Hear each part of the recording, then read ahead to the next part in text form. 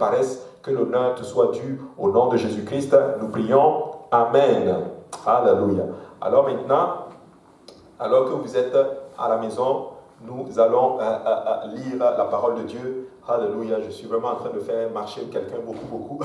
Alléluia. Mais le Seigneur est bon. Amen. Alléluia.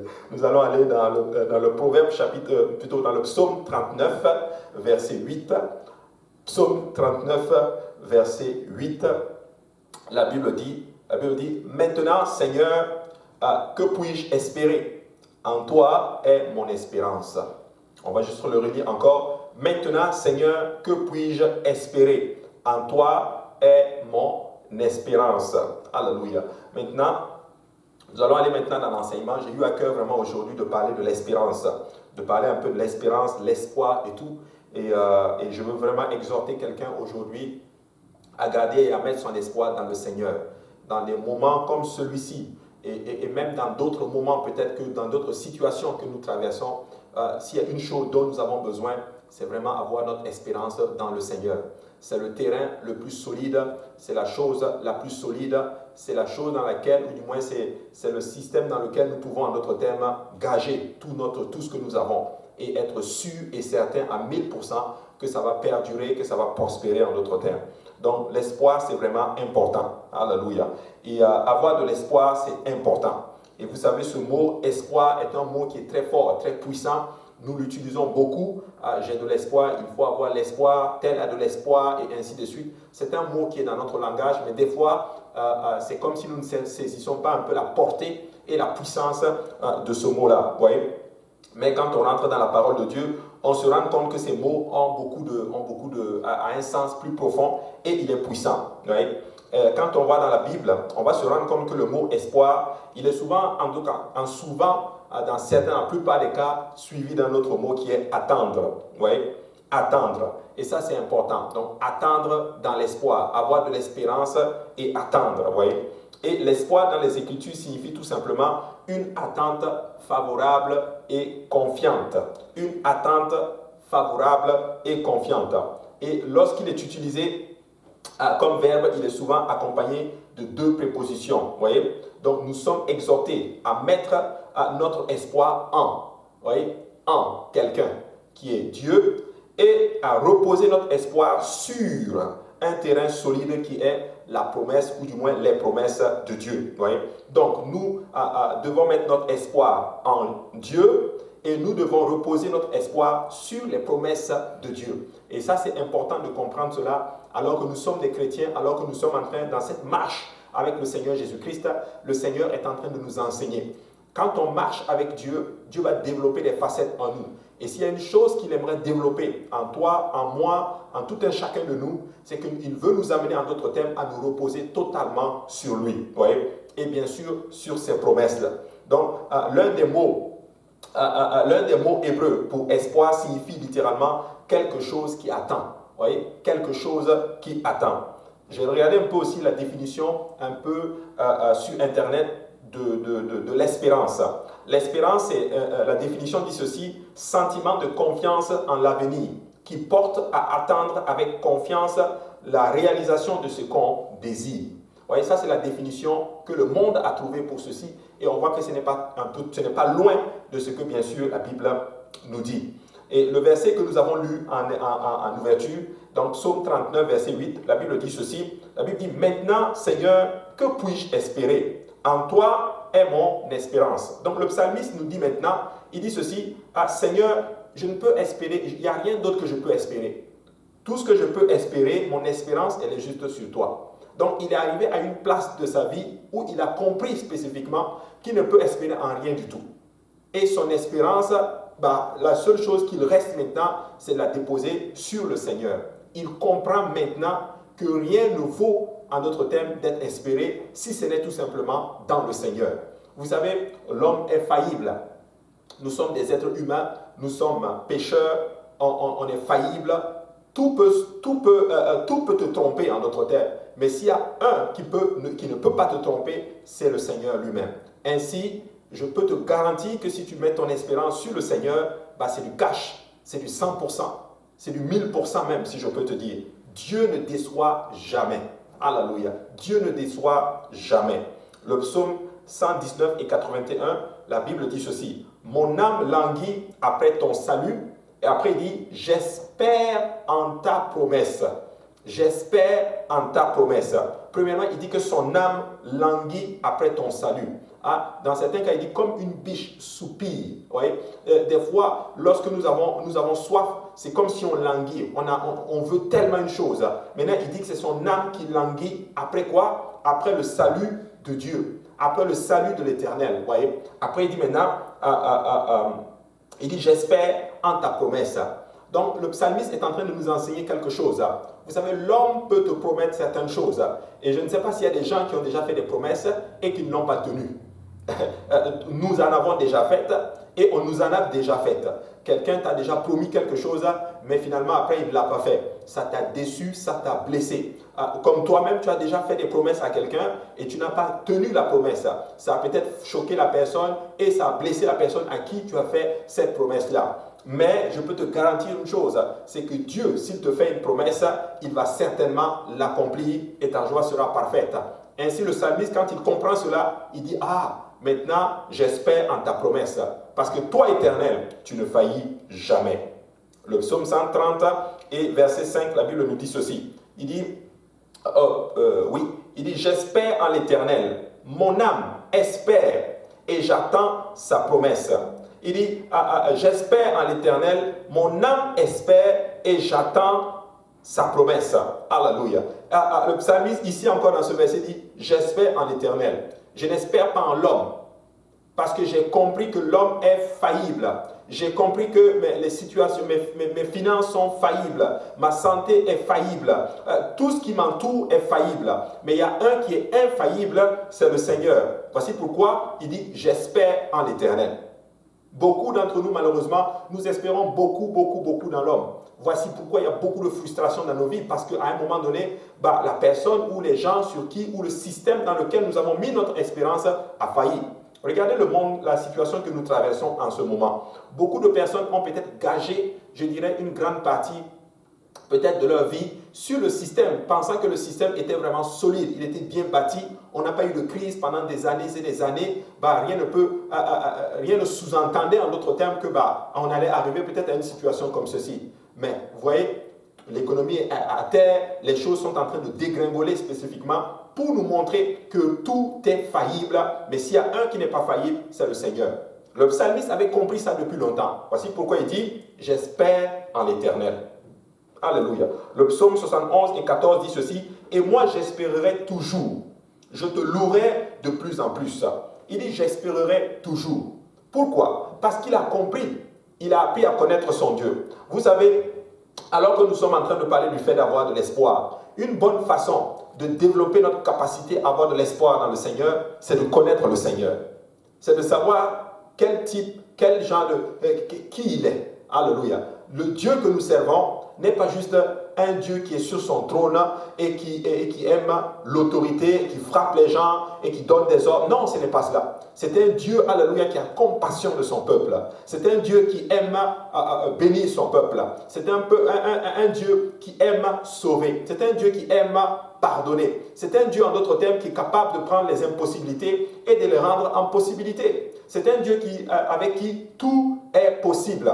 Alléluia. Et ça, c'est important de comprendre cela, mes frères et sœurs. Voici pourquoi le psalmiste dit, j'espérerai toujours, parce qu'il est capable de tout. Alléluia. Et peu importe la situation, il est capable littéralement de tourner la situation à notre avantage.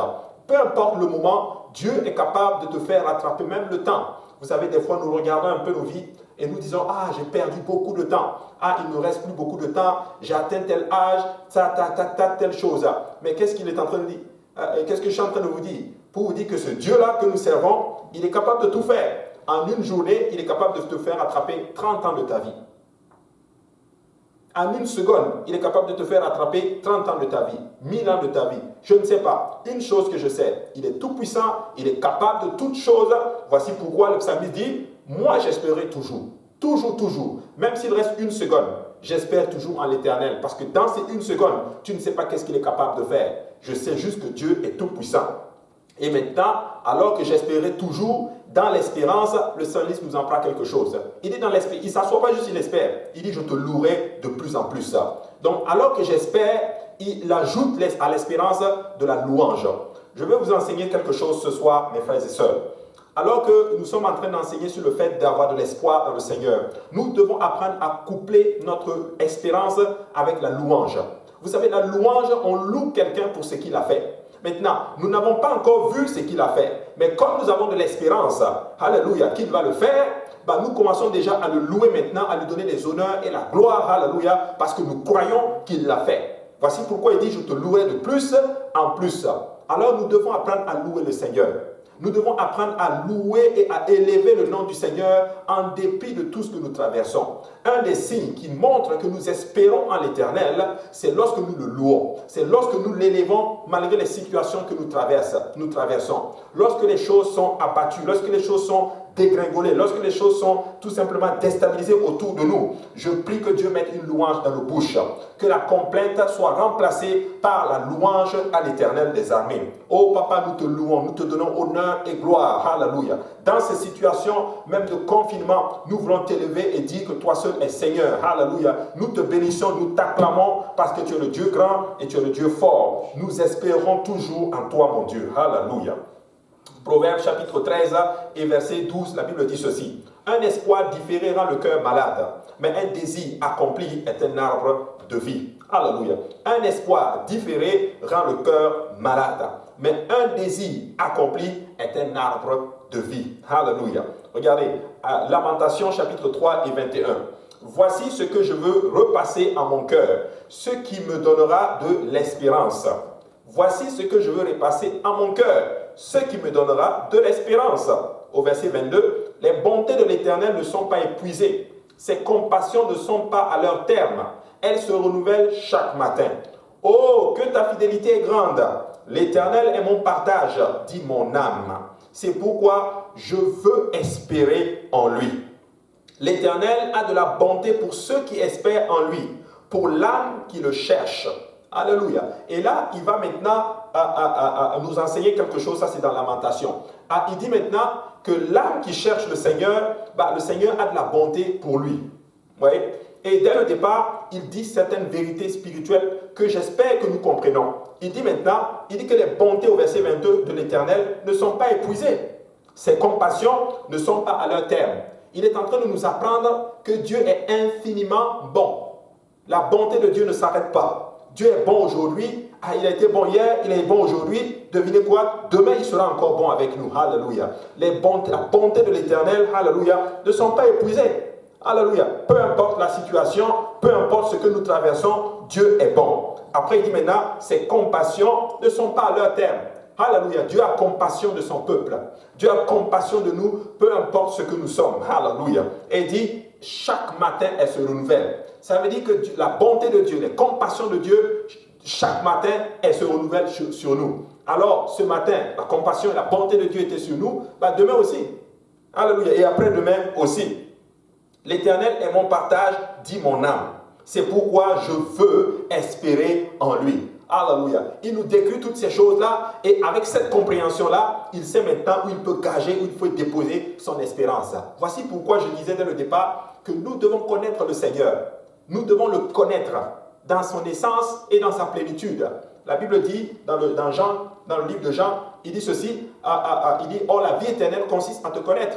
Toi, le seul vrai Dieu, et celui que tu as envoyé, Jésus-Christ. Donc, la vie éternelle, quand on connaît Dieu, et savoir qui est l'envoyé. Vous voyez? Donc, quand on connaît Dieu dans son essence, on sait comment il est, on sait c'est quoi ses attributs, on sait ce qu'il est, on sait ce qu'il a fait, on sait qui est venu, on sait que celui qui est venu, c'est lui-même, nous dit encore l'Écriture. Le serviteur qui est venu sauver l'homme, c'est Dieu lui-même. Et quand on comprend toutes ces choses, avec la révélation de ce que nous savons de lui, nous pouvons maintenant baser notre espérance sur lui. Parce que tu ne peux pas baser ton espérance sur quelque chose que tu ne sais pas. Personne ne va aller mettre, par exemple, ses finances, ou du moins aller faire un placement dans un produit qu'il ne connaît pas. Voici pourquoi nous connaissons Dieu, et quand on connaît Dieu dans toute son essence, on dit waouh, ah, maintenant je peux gager sur lui. Voici pourquoi la mention décrit, il le décrit déjà au verset 22. Ses bontés sont inépuisables, ses compassions ne sont pas à leur terme, ses compassions se renouvellent chaque matin, sa fidélité est grande. Il dit ok, moi je vais espérer en lui alors. Alléluia. Comme je sais tout ceci, je vais espérer en lui. Alors je veux t'exhorter aussi, mon frère, ma soeur, alors que tu sais toutes ces choses-là, espère en l'Éternel. La bonté de l'Éternel est sur toi. Alléluia. Et là, il dit maintenant au verset 25, l'Éternel a de la bonté pour qui espère en lui. Il donne une autre révélation. Celui qui espère en l'Éternel, Dieu est bon avec lui. Amen. Amen. Pour l'âme qui le cherche. Vous savez, la Bible dit que Dieu est un Dieu qui se cache. Oh oui. Tu sais, si Dieu se cache, tu ne peux pas le trouver. Je peux faire un jeu de cache-cache avec mes enfants.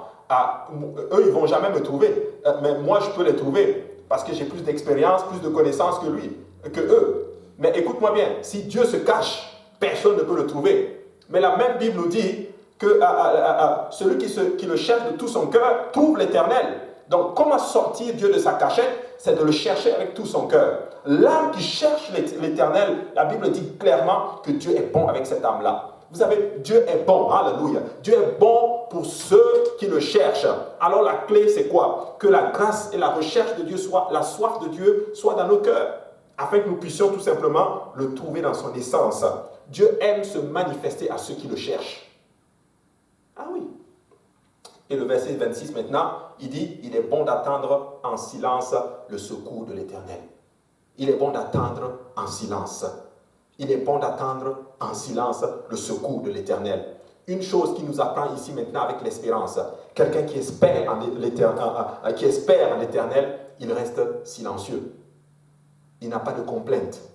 Et des fois, malheureusement, nous avons beaucoup de complaintes alors que nous attendons le Seigneur. Beaucoup de complaintes alors qu'on veut voir les choses se manifester dans notre vie. Oh, le Seigneur ne m'a pas fait ça encore. Le Seigneur ne m'a pas encore donné mon mari. Le Seigneur ne m'a pas encore donné ma femme. Le Seigneur ne m'a pas encore donné mon enfant. Le Seigneur ne m'a pas encore donné mes papiers. Le Seigneur ne m'a pas encore donné, je ne sais pas moi, la restauration, le travail et toutes ces choses. Il ne m'a pas encore donné ceci. Il ne m'a pas encore donné cela. Il ne m'a pas encore donné ce que je désire. Et c'est de la complainte. Et ces genres de complaintes a fait que Israël, malheureusement, est resté 40 ans dans le désert, alors au lieu de rester 40 jours. Je suis là pour dire à quelqu'un, alléluia, l'espérance dans le Seigneur, alléluia, c'est de faire-le silencieux. Seigneur, je te rends grâce, je te bénis, fais-le avec des louanges et non avec des complaintes. Quand il dit j'attends en silence, ça veut dire ceci, j'attends pas avec des complaintes, j'attends tout simplement dans la louange. Je remercie déjà le Seigneur, je lui rends grâce spécifiquement. Il est bon d'attendre en silence le secours de l'Éternel. Silence ici ne veut pas dire je ne parle plus, je ne fais plus rien. Non, non, non. Silence veut dire tu ne fais pas de complaintes. Alléluia. Pas de complaintes. Et des fois nous sommes des spécialistes pour faire de la complainte. Ah non, Dieu m'a oublié. Ah, Dieu m'a laissé. Est-ce que Dieu va le faire? C'est rentré ici, c'est sorti ici. Et fais confiance au Seigneur. Il est bon d'attendre en silence le secours de l'Éternel. Alors comprenons, silence ici ne veut pas dire je ne fais plus rien, non. Silence veut dire je ne murmure pas. Alléluia, très important. Romains chapitre 12 et 12, la Bible dit ceci. Réjouissez-vous en espérance. Vous voyez, Romains maintenant nous enseigne que dans l'espérance, il faut se réjouir. Quelqu'un qui a de l'espérance, il va se réjouir. On a enseigné, on a vu maintenant, quelqu'un qui a de l'espérance, qu'est-ce qu'il fait? Il loue Dieu. Quelqu'un qui a de l'espérance, il ne fait pas de complainte. Quelqu'un qui a de l'espérance, il va se réjouir. Réjouis-toi, réjouissez-vous en espérance. Soyez patient dans l'affliction, persévérez dans la prière. Ah, Paul maintenant enseigne aux Romains. Il dit, Romains, comprenez maintenant ceci. Comprenez que dans la réjouissance, dans l'espérance, vous devez tout simplement vous réjouir. Et nous devons vraiment nous réjouir. C'est vraiment triste à dire. Souvent, tu vas voir certaines personnes, ils se disent chrétiens, mais quand tu les regardes, ils ont la mine serrée. Ils sont tellement toujours tristes, tellement abattus. Ils ne reflètent pas vraiment la lumière du Christ. Ils ne reflètent pas la joie du Christ. Mais nous devons être heureux. Je n'ai pas dit qu'il faut tout le temps arriver, tout le temps en train de rire. Ce n'est pas de ça que je parle. Mais je suis en train de dire que quelqu'un qui est dans la joie là, quand tu le vois, tu le sais. Alléluia. Nous devons tout simplement nous réjouir. Paul dit plus tard, je ne sais plus si c'est aux Philippiens, en tout cas il dit réjouissez-vous. Il dit, je le répète, réjouissez-vous. Réjouissons-nous. Nous sommes heureux, nous sommes contents, alléluia, nous bénissons l'Éternel, alléluia, nous sommes contents parce que Dieu va faire de grandes choses. Il dit, soyez patients, que la patience soit vraiment notre partage. Malheureusement, nous sommes dans une génération qui n'est plus patiente, une génération micro-ondes, une génération où tout est facile. Tu veux quelque chose, tu l'as tout de suite. C'est vraiment, ces temps sont révolus, ces temps où on pouvait attendre patiemment, par exemple, certaines choses. J'enseignais lundi. Puis là, je disais au groupe, je leur disais, vous savez, avant, par exemple, si tu voulais envoyer une lettre à quelqu'un, tu écrivais ta lettre, alléluia, tu fais ta lettre, tu la mets dans l'enveloppe, tu mets ton thème, tu l'envoies, je ne sais pas, ça prenait peut-être une semaine, mais tu attendais. Et ça part, il va le lire, une semaine plus tard, lui aussi le lit, il l'envoie, une semaine, 2, 3 semaines, avant que tu aies une réponse. Mais aujourd'hui, on est habitué à tout de suite, instantanément, email, paf, paf, il est en Chine, instantanément, il a son message. On est habitué à ça. C'est ça la nouvelle génération. Ils ne sont pas habitués à attendre. Amen. Et on a transposé cela même dans le Seigneur. Dieu doit le faire maintenant. Dieu doit le faire maintenant. Si Dieu ne le fait pas maintenant, il y a un problème. Il n'y a pas la puissance dans cette église. Il n'y a pas la puissance. Le pasteur n'est pas puissant. C'est rentré ici, c'est sorti ici. Mais Paul enseigne aux Romains. Paul dit aux Romains, soyez patients dans l'affliction. Écoutez-moi bien, Dieu résout souvent certaines choses maintenant, mais il y a certaines choses qu'il ne fait pas maintenant. Il y a certaines choses qu'il va faire exprès d'attendre. Certaines épreuves, lui-même va le mettre dans ta vie. Le livre de Juges, ou je ne sais plus, en tout cas dans l'Ancien Testament, c'est enseigné spécifiquement. Je ne sais même plus où je l'avais vu cela. C'est écrit clairement que Dieu a laissé certains Cananéens dans la terre promise pour apprendre à Israël à se battre. Ah oui! Et ça, c'est important, mes frères et sœurs, alors que nous comprenons ces choses-là. Paul dit aux Romains d'être patients dans les afflictions. Nous devons apprendre la patience. Pourquoi? Parce qu'il dit, la patience, en d'autres termes, va développer en d'autres termes notre vie. Elle va nous amener, en d'autres termes, à aimer le Christ. Elle va nous amener à être spirituellement beaucoup plus forts que là où nous sommes. Et maintenant, il termine avec le verset, il dit, persévérer dans la prière. Persévérer dans la prière, dans l'affliction. Nous devons être patients. La chose n'est pas encore arrivée, mais nous sommes en train de persévérer dans la prière. Le pasteur a fait ce témoignage une fois, j'ai beaucoup apprécié cela. Et il dit que la prière, c'est un peu comme cette jeune fille qui va pour acheter une robe.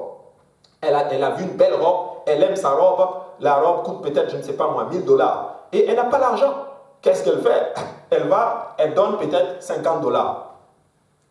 Demain, le mois prochain, elle va encore donner peut-être $100. Après, elle va donner $100. Après, elle va donner $100.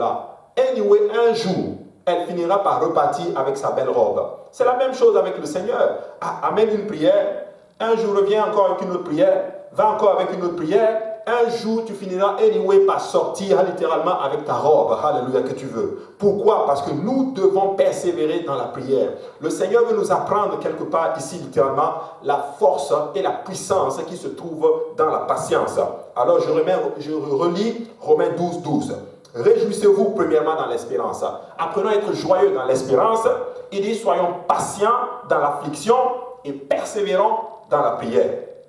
Romains chapitre 5 et 5, l'Écriture nous dit ceci. Étant donc justifiés par la foi, nous avons la paix avec Dieu par notre Seigneur Jésus-Christ, à qui nous devons d'avoir eu par la foi accès à cette grâce dans laquelle nous demeurons fermes. Et nous nous glorifions dans l'espérance de la gloire de Dieu. Ouais? Il dit que nous sommes justifiés par la foi. Nous, plutôt étant justifiés par la foi, nous avons la paix avec Dieu par notre Seigneur Jésus-Christ. Parce que Dieu s'est manifesté en chair, nous avons la paix avec lui. Alléluia. Dieu s'est manifesté en chair, nous avons eu la foi là-dedans, notre paix avec Dieu est assurée. C'est ça qu'il nous enseigne. Parce que Jésus-Christ, c'est Dieu lui-même manifesté dans la chair. Après, il dit maintenant, à qui nous devons d'avoir eu par la foi accès à cette grâce-là. La grâce, nous l'avons eu comment? Par la foi. Par la foi en Christ. La foi vient de ce que l'on entend. Ce que l'on entend vient de la parole de Dieu, la parole de Christ. Nous avons entendu que Christ sauve. Nous avons gagé notre foi là-dessus. Nous avons obéi. Nous avons pris toutes les mesures qui vont avec. Et cela nous a donné la paix avec le Seigneur. Et là, maintenant, il dit, nous nous glorifions. Il dit, à cette grâce, il dit, cette grâce dans laquelle nous demeurons fermes. Dans la grâce, nous demeurons fermes. Celui qui espère en l'Éternel, il doit demeurer ferme dans la foi.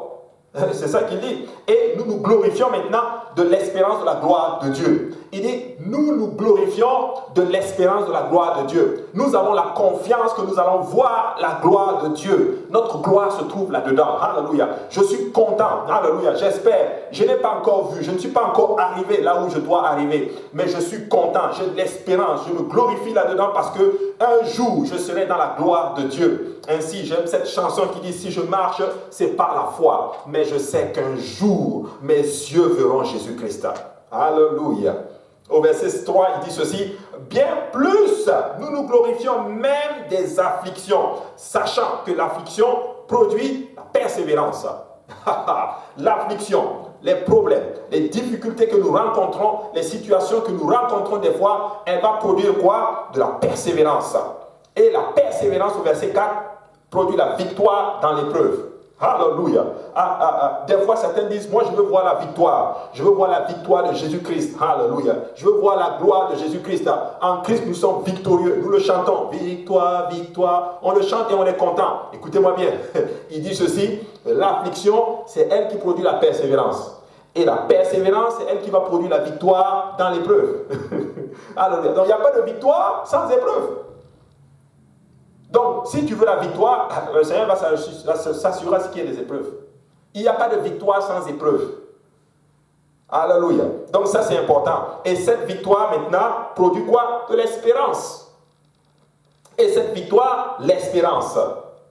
Et maintenant, au verset 5, il dit, « Oh, l'espérance ne trompe point, parce que l'amour de Dieu est répandu dans nos cœurs par le Saint-Esprit qui nous a été donné. » Le Saint-Esprit que nous avons reçu, elle a répandu l'amour agapé dans nos cœurs. L'amour, c'est-à-dire nous avons reçu le Saint-Esprit, nous avons commencé à parler en d'autres langues. Dans nos cœurs, il a répandu un type d'amour. Ce n'est pas l'amour agapé, ce n'est pas l'amour filio ni l'amour eros. C'est l'amour agapé, l'amour de Dieu. Quelque chose qui t'attache au Seigneur, alléluia, où tu es même patient dans les problèmes.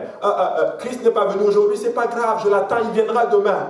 Il n'est pas arrivé demain, c'est pas grave, il viendra après-demain. Anyway, je l'attendrai, il viendra, je ne sais pas quand, mais je l'attends, alléluia. Parce que l'amour qui a été répandu dans mon cœur, je l'aime tellement que j'ai l'espérance que je le verrai un jour.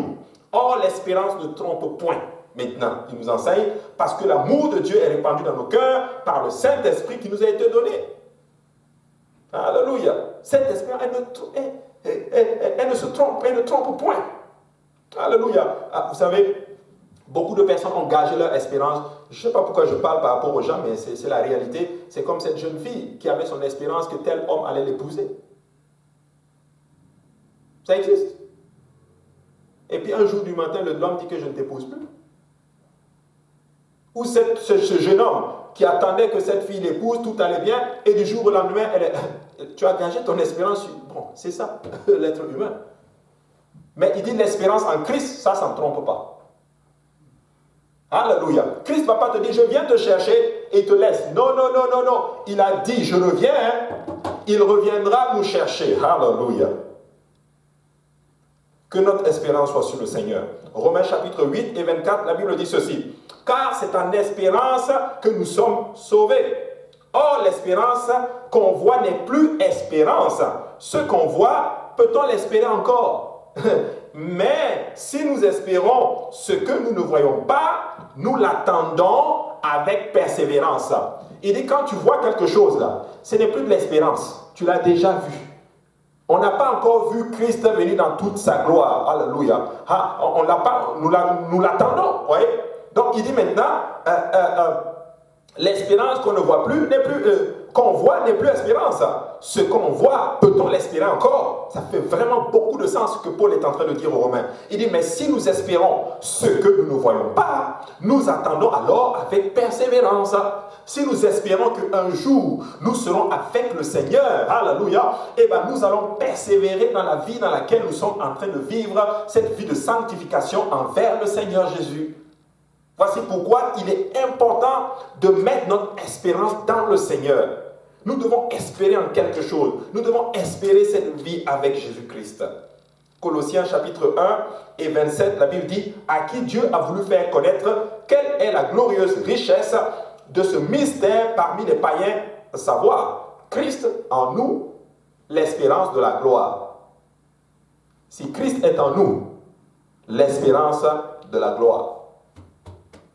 Ça, c'est vraiment fort. À qui Dieu a voulu faire connaître quelle est la glorieuse richesse de ce mystère parmi les païens. Savoir Christ en vous, l'espérance de la gloire. Si Christ est en nous, nous avons l'espérance de la gloire. Donc Christ doit être en nous. Christ doit vraiment être en nous. Donc comment Christ vient en nous? Par le Saint-Esprit que nous recevons. Quand tu as le Saint-Esprit, tu reçois Jésus-Christ lui-même. Ah oui, le Seigneur m'a montré cela ce matin, alors que je lisais dans le livre des Actes. J'ai lu le livre des Actes, souvent un peu plusieurs fois, mais je n'ai jamais vu ça. Et je vais vous le partager, où le Seigneur dit clairement dans le livre des Actes que le Saint-Esprit, c'est Jésus. Vous voyez? Si tu vas dans le livre des Actes, tu vas voir quelque chose. Si tu peux me donner Actes, chapitre... donne-moi Actes... je veux juste voir si je... Donne-moi Actes chapitre 3, et tu vas lire à partir du verset 19. Actes chapitre 3, verset 19, la Bible dit ceci, il dit, repentez-vous donc et convertissez-vous pour que vos péchés soient effacés. Dans Actes chapitre 2, verset 38, il a dit ça autrement. Il a dit, repentez-vous, que chacun de vous soit baptisé au nom de Jésus pour le pardon de vos péchés. Mais dans le verset 3, il remplace le baptisé au nom de Jésus pour le pardon de vos péchés par convertissez-vous pour que vos péchés soient effacés. Et là, le Seigneur me disait, mais donc, quand on est baptisé au nom de Jésus, on est converti. Parce qu'il dit, repentez-vous, donc, et convertissez-vous pour que vos péchés soient effacés. Et on sait que les pardons des péchés sont effacés au nom de Jésus par le baptême. Donc, on est converti, quand on est converti. Et là, maintenant, il dit, afin que des temps de rafraîchissement viennent de la part du Seigneur. Et vous recevrez le don du Saint-Esprit, qui est le temps de rafraîchissement. Maintenant, regarde le verset 20. Et qu'il envoie celui qui vous a été destiné, Jésus-Christ. C'est ça, non? Parce qu'il a dit, Jésus lui-même, il dit, je m'en vais, je vous enverrai le Saint-Esprit. Et là, maintenant, Pierre dit, et qu'il envoie celui qui vous a été envoyé, Jésus-Christ. Jésus, avant de partir, dit que c'est lui qui envoie le Saint-Esprit. Pierre dit que c'est Dieu qui envoie Jésus-Christ. Écoute, c'est clair que celui qui envoie, c'est Dieu lui-même qui revient lui-même. Alléluia. Donc, vous voyez, Jésus-Christ, tout simplement, il est le Saint-Esprit qui revient. Et quand Christ maintenant vient en nous, il est venu le jour de la Pentecôte spirituellement, sous forme esprit, et les gens commencent à parler en d'autres langues. Ainsi, quand tu reçois le Saint-Esprit, c'est Jésus lui-même qui vient en toi sous forme spirituelle. Alors, et tu commences à parler en d'autres langues. Et là maintenant, Paul est en train d'enseigner maintenant aux Colossiens que maintenant, quand Christ est en vous, il y a une espérance de la gloire que vous avez. Voici pourquoi c'est important de recevoir le don du Saint-Esprit. C'est important de s'assurer que nous avons le Saint-Esprit. En fait, c'est une façon de parler. On aurait pu dire, c'est important pour nous de recevoir Jésus-Christ. Amen. Donc, nous recevons Jésus-Christ tout simplement comment? Quand nous avons reçu, bien sûr, le Saint-Esprit. Donc, ça, c'est vraiment important.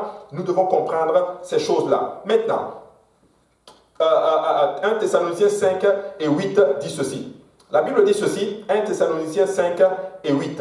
Mais nous qui sommes du jour, soyons sobres, ayant revêtu la cuirasse de la foi et de la charité, et ayant pour casque l'espérance du salut. Alléluia. Ayant pour classe l'espérance du salut. Ça, c'est vraiment important. Il dit ceci, mais nous qui sommes du jour, soyons sobres, ayant revêtu la cuirasse de la foi et de la charité, et ayant pour casque quoi? L'espérance du salut. Notre casque, c'est l'espérance du salut. Nous avons la foi que nous allons être sauvés. Et c'est ça notre casque. Un casque, c'est pour protéger ta tête. Et ta tête peut être une partie fragile. Alors que si tu es sur la route là, sur une moto, une partie fragile de ton corps, c'est la tête. Tu protèges ta tête, une partie fragile, par le casque.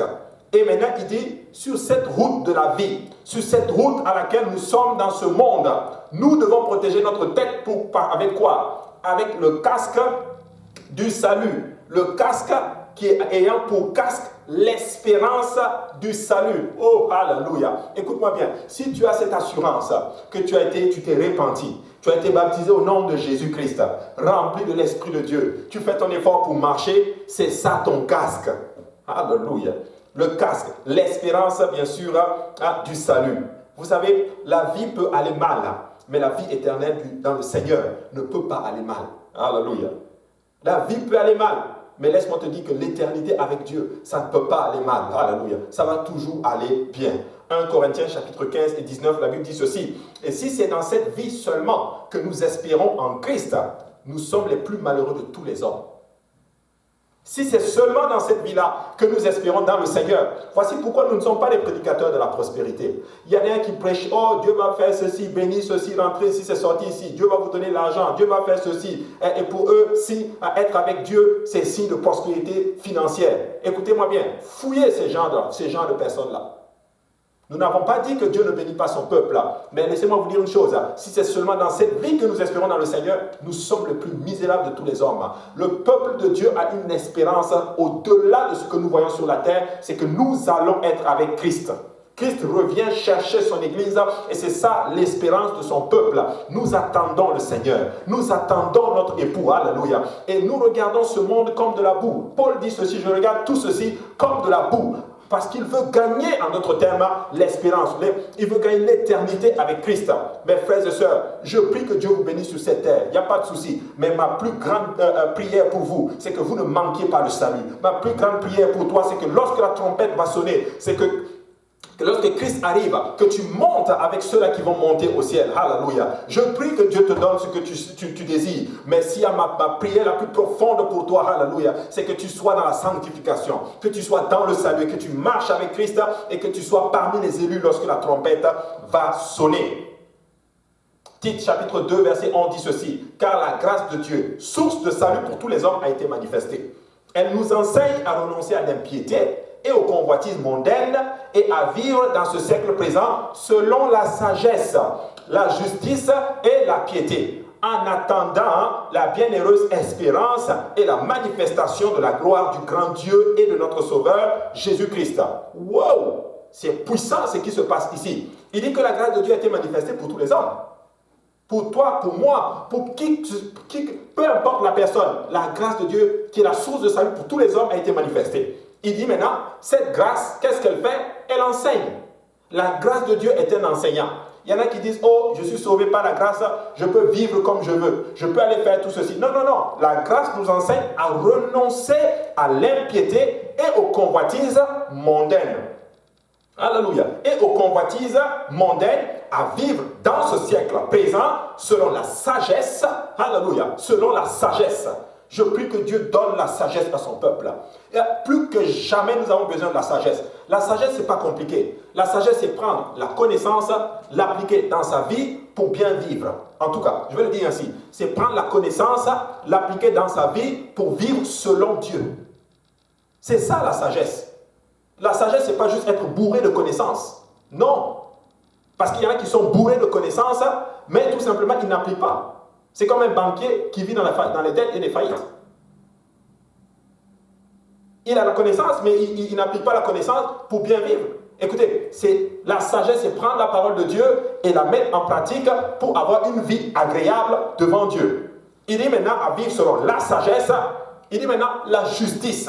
Nous devons vivre dans la justice, mes frères et sœurs. Alléluia, la justice de Dieu. Et vivre dans la piété. La piété ici, c'est la consécration. C'est la consécration. La grâce qui a été manifestée en nous nous enseigne à vivre comme ceci. Écoutez, nous marchons dans la sanctification parce que nous sommes sauvés. Si quelqu'un vient vous voir, vous dit, mais pourquoi vous marchez comme ça? Pourquoi vous vivez comme ça? Ah, mais toi, tu ne vois pas en boîte de nuit. Oh, mais toi, tu ne fumes pas. Ah, non, toi, tu ne chilles pas avec les filles à gauche, à droite. Toi, tu ne trompes pas ta femme. Alléluia. Toi, tu ne trompes pas ton mari, n'est-ce pas? Ah, toi, tu respectes ton mari, tu es soumise. Hein? Ah, toi, tu aimes ta femme. Hein? Pourquoi tu vis comme ceci? Parce que je suis sauvé. Parce que la grâce de Dieu a été manifestée dans ma vie. Et c'est cette réponse que tu dois donner, ce que je vais enseigner. Et si les gens vous demandent pourquoi vous vivez comme ça cette vie-là, parce que nous sommes sauvés. Donc, la sainteté est le résultat de notre salut. La sainteté est le résultat de notre rencontre avec Jésus-Christ. Donc, la grâce nous a enseigné à vivre de telle manière. Et maintenant, comment? Parce que nous sommes en attente. Alors que je suis en attente de la bienheureuse espérance, donc j'ai une espérance, et en attendant cette espérance, qui est la manifestation et la gloire du grand Dieu, dans certaines versions c'est marqué, et sauveur Jésus-Christ, qu'est-ce que je fais? Je vis dans la piété. Donc, quelqu'un qui a de l'espérance dans le Christ, il vit dans la sainteté. C'est ça qu'il est en train de dire. Il dit, si vous avez de l'espérance en Christ, vivez dans la sainteté. Alors que vous attendez que la gloire de Dieu se manifeste, voici ce que vous devez faire. Que devons-nous faire alors que nous attendons le Seigneur? Vivre dans la piété, vivre dans la sagesse et vivre dans la justice. C'est ça que Paul enseigne à Tite. C'est important. La grâce de Dieu a été manifestée, mes frères et sœurs. Ne comprenons pas la grâce. Il y en a qui disent que non, la grâce, oh, c'est la grâce. Oh, non, je vis dans le temps, mais Dieu va me faire grâce. Oh, je vis comme ça. Non, je sais, Dieu va me faire grâce. Oh, mais moi, je suis comme ça, oh, je n'arrive pas à changer. Dieu va me faire grâce. Oui, Dieu t'a déjà fait grâce, frères et sœurs. Maintenant, vis dans la piété maintenant. Vis dans la sainteté maintenant. Il ne faut pas dire, ah non, je peux tout faire, je peux faire ce que je veux, Dieu va me faire grâce. Dieu est tellement bon, Dieu est tellement gentil, il est tellement gentil, je peux faire tout ce que je veux, je vais venir lui demander pardon. Oui, Dieu pardonne, c'est vrai. Mais écoute-moi bien, cette grâce que tu as reçue doit t'amener à vivre dans la sainteté. Sinon, on va se poser des questions. As-tu vraiment reçu la grâce?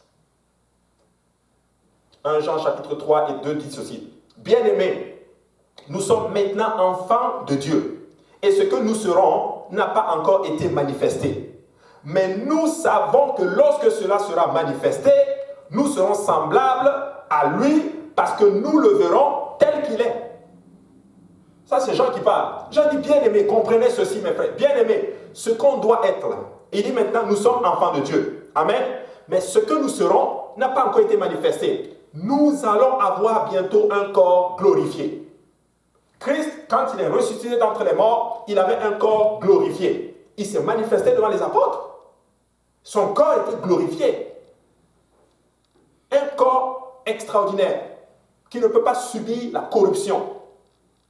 Ce corps-là, Jean dit maintenant, il dit bien aimé, nous ne sommes pas encore comme ceci. Nous sommes enfants de Dieu, mais on n'a pas encore atteint cette dimension-là. Nous sommes en route vers cette dimension-là. Mais il dit ceci, mais nous savons maintenant que lorsque cette dimension, ce que sera manifestée, nous allons être semblables à lui, parce que nous le verrons tel qu'il est. Donc, nous sommes en train sur le chemin pour devenir comme Christ. C'est pourquoi l'Écriture dit que tout disciple accompli devient comme son maître. Qui est notre maître? Jésus. Nous sommes disciples de qui? Jésus. Donc, quand je serai accompli, je serai comme Jésus. Nous allons avoir le même corps que Jésus a eu. Un corps glorifié. Après, maintenant, il dit, quiconque a cette espérance que nous serons comme lui, se purifie comme lui-même est pur. Donc, il est en train de nous enseigner que celui qui ne vit pas dans la sainteté, en fait, il n'a pas d'espérance. Il n'a pas l'espérance en Christ. Il n'a pas l'espérance qu'un jour il sera comme Christ. Qu'on ne se trompe pas. La vie dans le Seigneur, nous devons vivre dans la sainteté. Nous devons vivre dans la consécration. Fouillez ces gens qui vous disent que non, vivez comme vous voulez, vous pouvez faire comme vous voulez, Dieu pardonne et tout. Oui, Dieu pardonne, mais écoutez-moi bien, Dieu est un Dieu saint, Dieu est un Dieu pur, et si nous avons l'espérance que nous allons être glorifiés plus tard, nous nous purifions maintenant.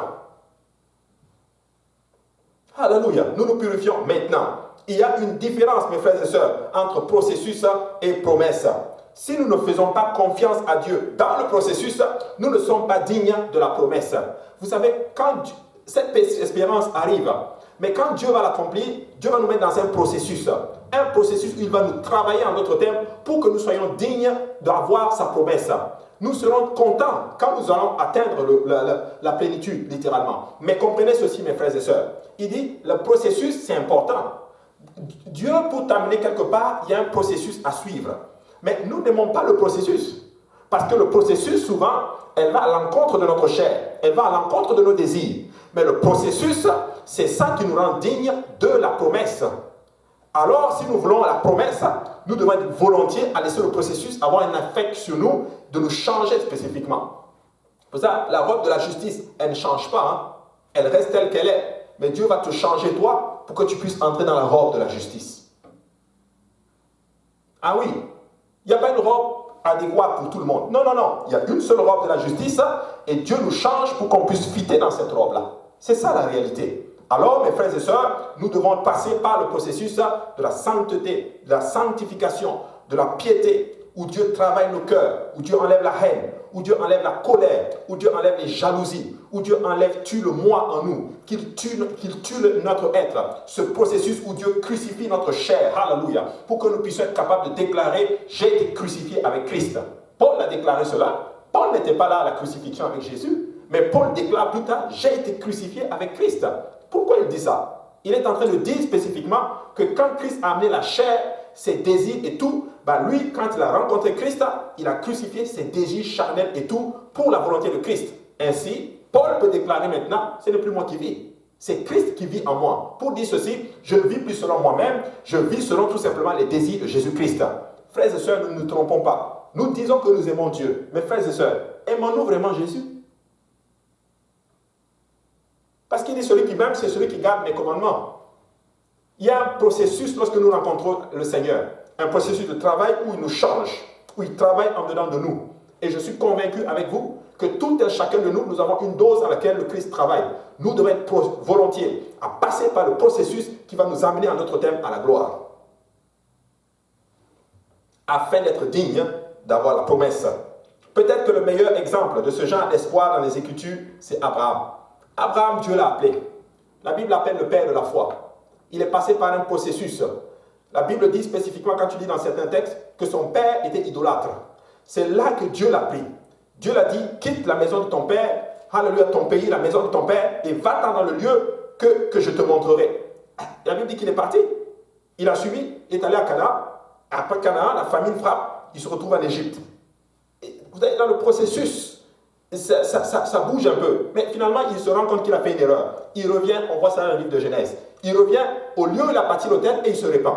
Gloire à Dieu, il avance maintenant. Après, il a un Lot dans sa vie. Il doit se séparer de Lot pour voir la gloire de Dieu. Il est dans un processus. Dieu est en train de le travailler. Dieu l'apprend premièrement à comment on revient à lui lorsqu'on sort de la volonté de Dieu, par le moyen de la repentance. Dieu lui apprend ça dans le livre de Genèse. Après, Dieu lui apprend maintenant comment il faut se séparer de Lot. Lot, c'est ce personnage qui t'empêche de voir la gloire, la manifestation, la volonté totale de Dieu dans ta vie. Ça peut être une attitude, ça peut être une situation, ça peut être une personne même. Ça peut être des choses que tu dois abandonner pour que Dieu te dise, lève les yeux et regarde ce que j'ai pour toi. Ah, et il réussit à faire ceci. L'autre se sépare de lui. Mais là, il y avait quelqu'un d'autre.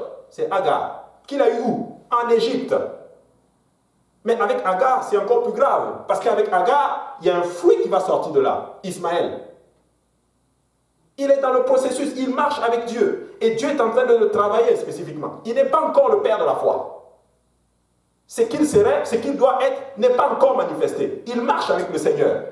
Et il nous enseigne, d'abord, il nous montre comment on se répand, comment on revient à Dieu quand on sort de la volonté de Dieu, comment on se sépare de l'autre. Et maintenant, Dieu va lui montrer aussi comment on règle les situations avec Agar. Quand il y a Ismaël, il faut se séparer d'Ismaël. Ismaël doit partir. Parce qu'Ismaël ne peut pas hériter avec Isaac. C'est ça que Dieu lui apprend. Ensuite, il avance. À un moment donné, Dieu lui apprend maintenant que, écoute, Dieu va lui apprendre maintenant, c'est quoi la vraie adoration. La Bible dit, après ces choses, Dieu mit Abraham à l'épreuve. Va me sacrifier Isaac, celui que tu aimes. Dans le processus, Dieu lui apprend maintenant à lui donner ce qu'il aime. Frères et sœurs, dans l'espérance, nous devons apprendre à donner à Dieu ce que nous aimons. Quand Dieu vient et dit, donne-moi ça. C'est le seul fils unique que j'aime. La Bible dit, ton fils, celui que tu aimes, Isaac, vas-y, sacrifie-le-moi. Et là, Abraham comprend maintenant que c'est ça l'adoration. Vous savez, dans Genèse, quand il parle, il dit, moi et le jeune homme, nous irons nous adorer, on ira adorer. Dans le processus de l'espérance, Dieu va t'apprendre c'est quoi l'adoration. L'adoration, c'est quand ça fait mal. Lorsque Dieu arrive et pointe quelque chose dans ta vie, il dit donne-moi cela. Tu dis parfait papa, c'est dur, c'est celui que j'ai. Tu m'as dit que c'était mon espérance, c'est l'enfant dans lequel ma postérité va sortir. Je te le donne, il n'y a pas de souci. Nous irons adorer. C'est Abraham qui nous apprend c'est quoi l'adoration. C'est la première fois qu'on voit le mot adoration dans la Bible. Il dit nous allons adorer et nous reviendrons. Et alors, il avait la foi déjà. Hébreux 11 le dit. Dieu s'était plusieurs fois révélé à lui. Dieu l'a enseigné, maintenant Dieu va le mettre à l'épreuve. Et avec tout ce qu'il sait de Dieu, il va utiliser toutes les révélations qu'il sait de Dieu pour réussir l'épreuve. Parce que voilà pourquoi la Bible dit dans Hébreux 11 qu'il était sûr que Dieu avait toute la capacité, la puissance nécessaire pour ressusciter quelqu'un entre les morts. Parce que Dieu s'était révélé déjà dans El Shaddai, le Dieu tout-puissant.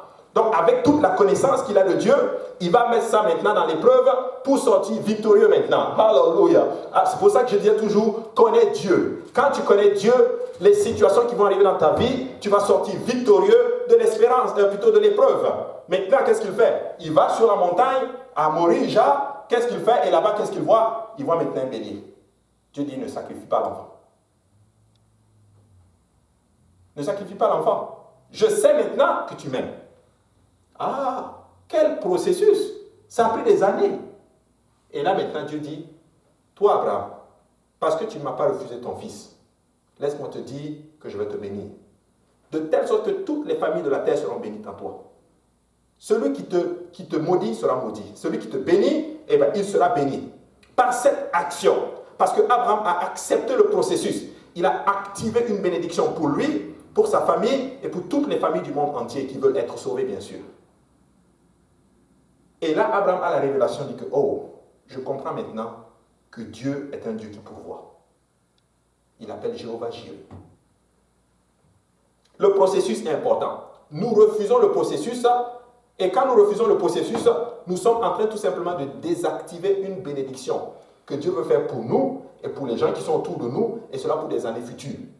Le processus est important. Pour devenir le père de la foi, Abraham devait passer par tout ce processus-là. La Bible dit qu'il est devenu le père de la foi. Ah oui. De telle sorte que toute personne qui veut être sauvée doit passer par Abraham. Abraham avait compris l'espérance. Et pour la Bible dit maintenant que quand Dieu dit je te donne une postérité, la Bible dit qu'il a cru, et dès qu'il a cru, c'est là le amputé en justice. Dieu a activé son compte. Amputé, c'est un terme comptable, frères et sœurs. Dieu a activé son compte spirituel. Oh, Satan. Écoutez-moi bien. Il y a beaucoup de choses que Dieu a en réserve pour nous, mes frères et sœurs. Mais Dieu a tellement de choses en réserve pour nous. Mais à cause de nos attitudes et qu'on ne veut pas passer par le processus, ce compte, au lieu d'être activé, va être désactivé. Ou du moins, il va rester inerte. Active ton compte spirituel, mon frère, ma soeur. Alléluia. Passe par le processus. Laisse Dieu travailler en toi. Laisse Dieu te changer. Laisse Dieu te toucher. Laisse Dieu faire ce qu'il doit faire en toi. Et tu vas voir toutes les bénédictions que Dieu a en réserve pour toi sur cette terre. Elles vont être manifestées. Et pour plus tard, ça va perdurer pour toujours. Abraham était vraiment un personnage assez extraordinaire. Il a accepté le processus. Il avait une telle foi et une telle confiance en Dieu, qu'il n'a pas hésité, même lorsque le processus semblait avoir échoué, ou du moins semblait avoir évolué dans un sens inverse. Romains chapitre 4 et 17, l'Écriture nous dit ceci. Il dit, je t'ai établi père d'un grand nombre de nations. Il est notre père devant celui auquel il a cru. Dieu qui donne la vie aux morts et qui appelle les choses qui ne sont point comme si elles étaient. Espérant contre toute espérance, alléluia, espérant contre toute espérance. Alléluia. Espérant contre toute espérance, il crut en sorte qu'il devint le père d'un grand nombre de nations. Selon ce qui lui a été dit, telle sera ta postérité. Et sans faiblir dans la foi, il ne considéra point que son corps était déjà usé, puisqu'il avait près de 100 ans et que Sarah n'était plus en état d'avoir des enfants. Dieu se manifeste dans une situation, dans un contexte où tout est impossible. Et Dieu aime cela. Dieu aime les impossibilités pour montrer au monde entier qu'il est le Seigneur, qu'il est le Dieu créateur du ciel et de la terre. Il est avancé en âge, sa femme est stérile. Mais Dieu dit, moi, je te donne un enfant. Alléluia. Moi, je vais activer, je vais te donner un enfant. Hey, comme ma femme est stérile et tout, l'enfant va seulement venir de Agar. On essaie d'aider Dieu à accomplir sa promesse. Non. Dieu dit, je vais le faire, il va le faire. Alléluia. Et la Bible dit qu'il n'a pas faibli dans sa foi. Il a gagé cela. Alléluia. Il a eu la foi en Dieu. Je ne sais pas comment il va le faire, mais je sais qu'il va le faire. Il me l'a dit. Qu'est-ce que Dieu t'a dit, frère? Qu'est-ce que Dieu t'a dit, ma soeur? Je ne sais pas quelle promesse il vous a donnée, mais ayez la foi dans le Seigneur, car Dieu ne ment point. Dieu ne faillit jamais. C'est un Dieu fort et glorieux qui aime donner gloire à son nom par l'accomplissement de ses promesses. Alléluia. Il défie le monde. Alléluia. Il renverse des rois, il pose des rois, il dépose des rois. Il fait ce qu'il veut. Alléluia. Mais une chose est sûre, tout obéit au conseil de notre Dieu. La Bible dit au verset 20, il ne douta point par incrédulité au sujet de la promesse, mais il fut fortifié par la foi, donnant gloire à Dieu. Alléluia. Quand nous sommes fortifiés dans notre foi, nous sommes en train de donner gloire au Seigneur. Nous sommes en train de donner gloire et honneur au grand Dieu créateur du ciel et de la terre, mes frères et sœurs. Quelqu'un doit donner gloire à Dieu par sa foi. Alléluia. Tu dois te lever à un moment donné et dire, Seigneur, oh, alléluia, je crois en toi, j'ai foi en toi. Je refuse de regarder mes situations, mes circonstances autour de moi, mais j'ai la foi que tu vas le faire. Alléluia.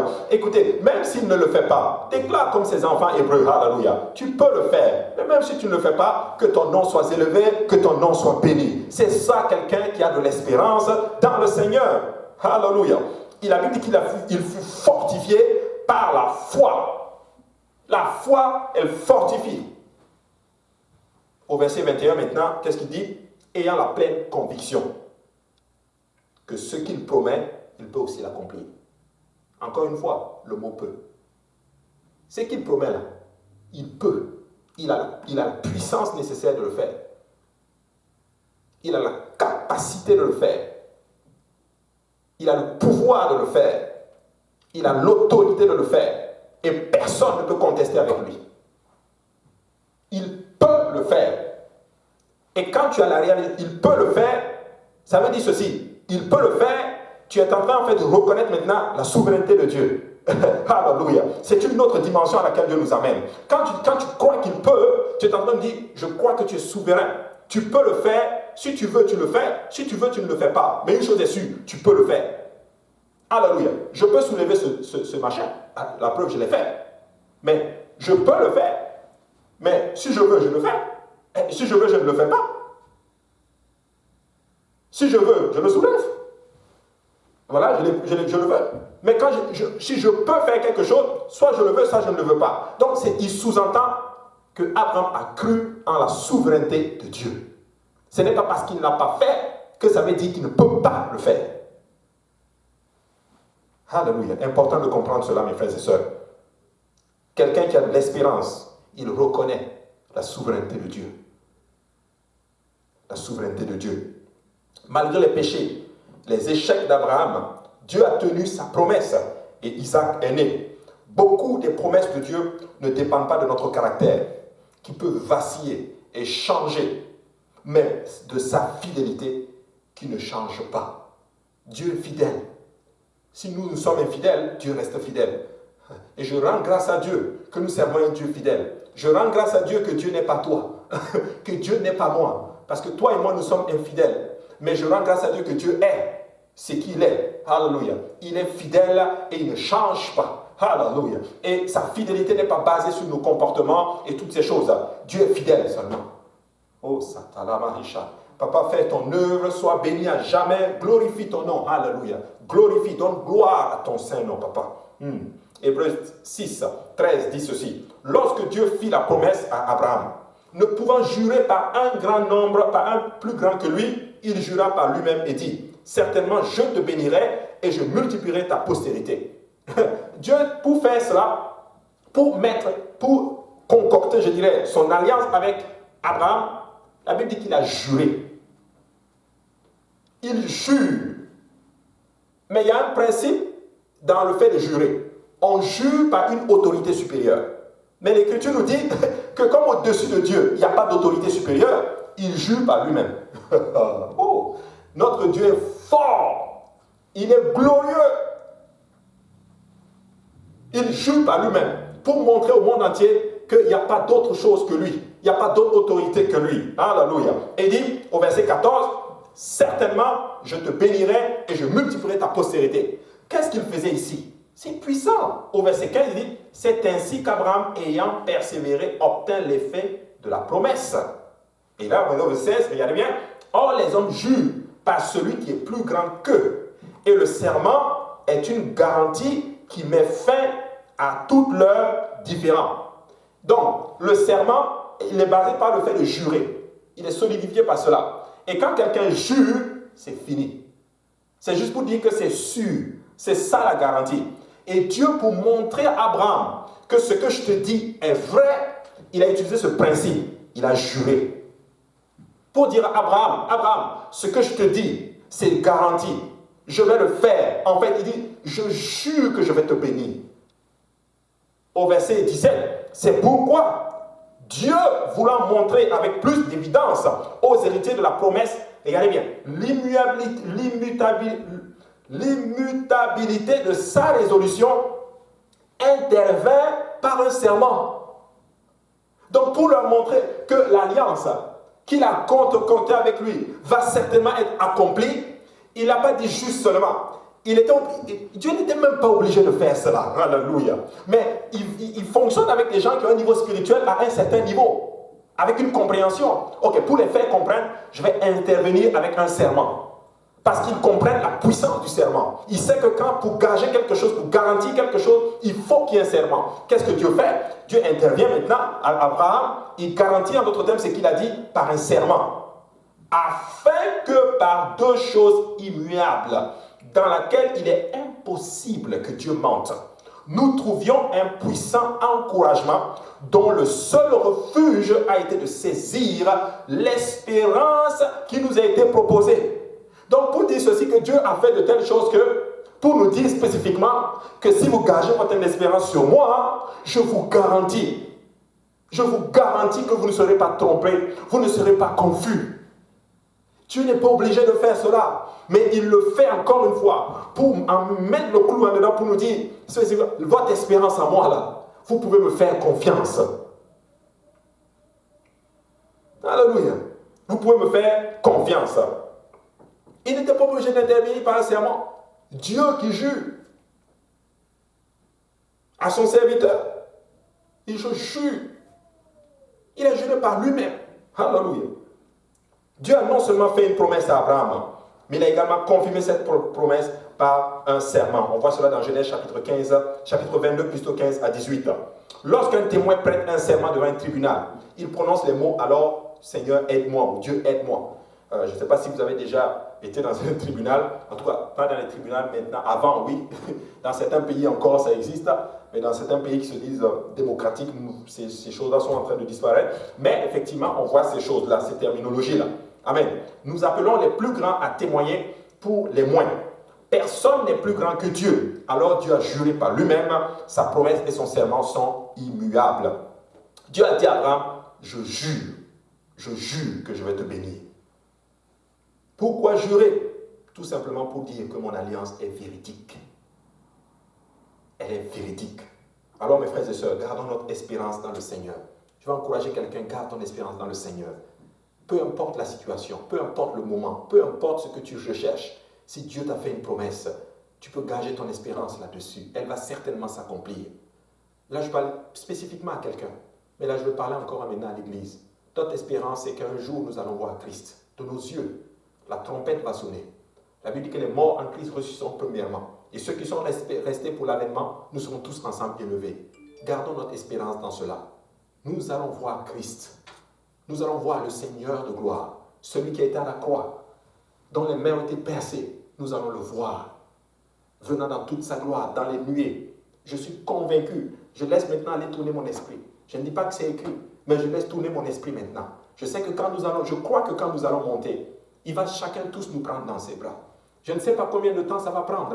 Il y aura peut-être des millions de gens qui vont monter. Vous allez voir des gens de toutes les nations, de toutes les couleurs, de toutes langues, en train de monter comme ça, paf, paf.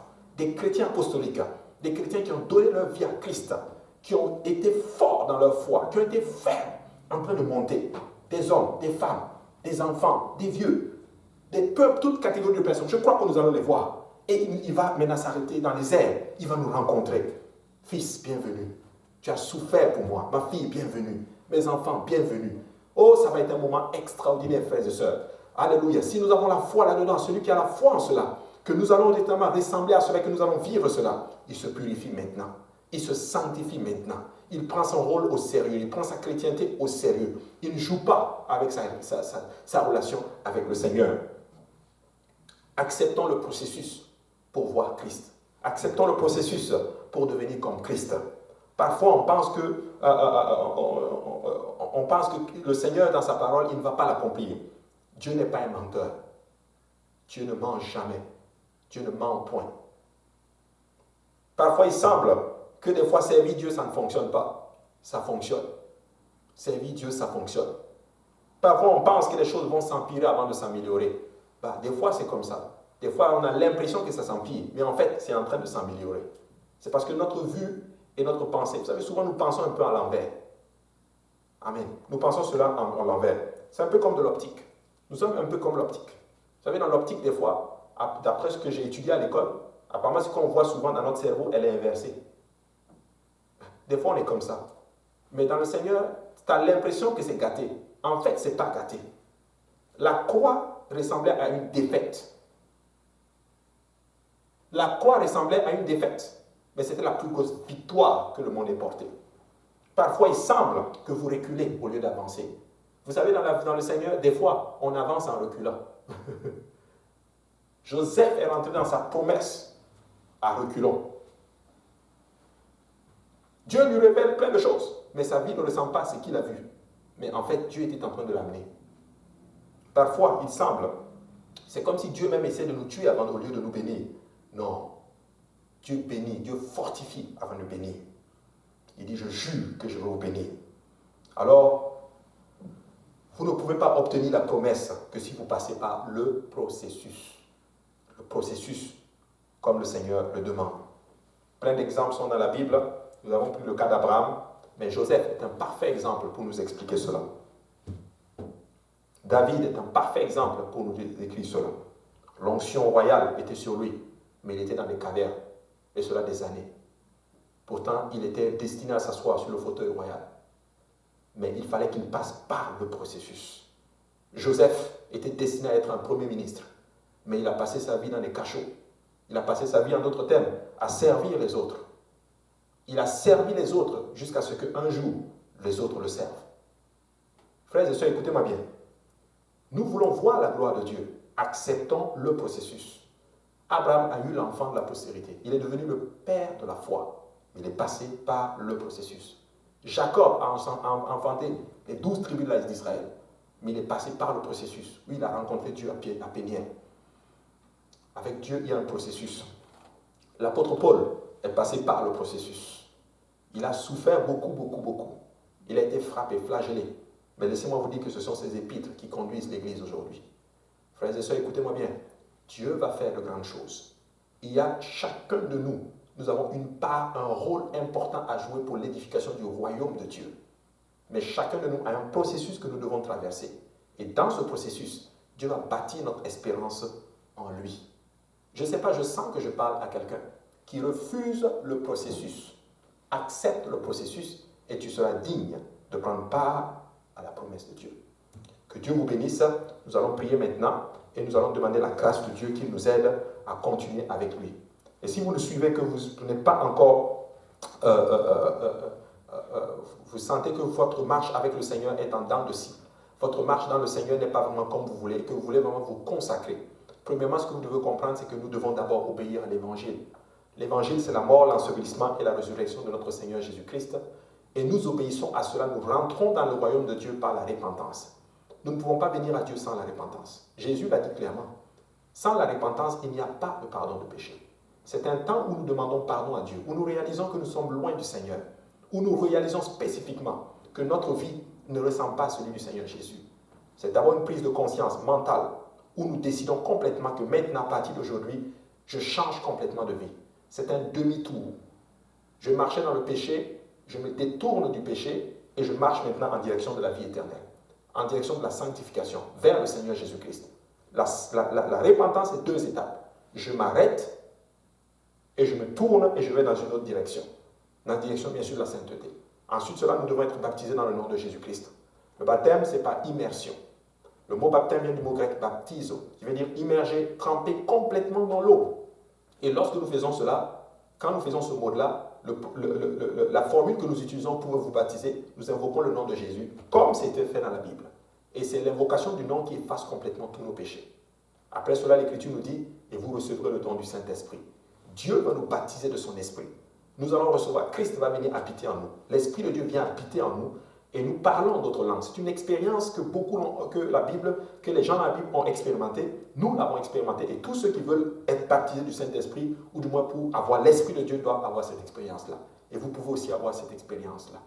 Et après cela, nous grandissons maintenant. Cette grâce que nous avons reçue va nous enseigner maintenant à vivre dans la piété.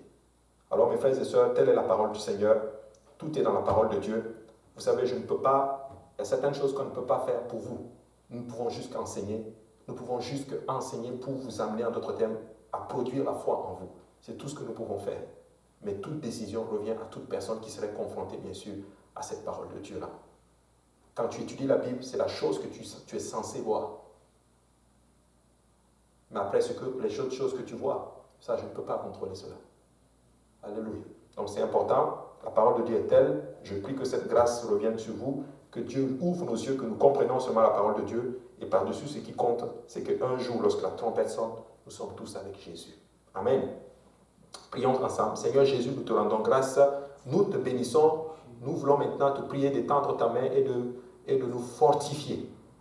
Seigneur, nous ne voulons pas être de ces chrétiens qui marchent ou de ceux-là qui veulent marcher selon nos plaisirs, mais nous voulons être ces gens-là qui veulent te ressembler. Nous voulons vraiment te ressembler, Seigneur. Nous voulons attendre et avoir notre espérance en toi. Papa, les temps sont complexes et difficiles. Nous ne savons pas quand tu reviens, Seigneur, mais une chose que je sais, c'est que ton retour est vraiment proche. Je t'en supplie, souviens-toi de tout un chacun de nous, Papa. Fortifie-nous et ramène-nous dans tes voies. Si nous sommes hors de ta volonté, ramène-nous sous les voies de l'éternité, Seigneur. Que la conviction qui est dans nos cœurs, qu'elle nous pousse à poser des actions qui vont être agréables et nous amener à être comme tu le veux. Parce que ce que nous serons n'est pas encore manifesté, mais elle va se manifester bientôt. Fortifie-nous, garde ton peuple, garde tout un chacun de nous. Que la gloire te revienne. Au nom de Jésus-Christ, nous avons prié. Amen. Alléluia. Acclamez le Seigneur. Bénissez le nom du Seigneur et que la paix du Seigneur soit avec vous. Amen.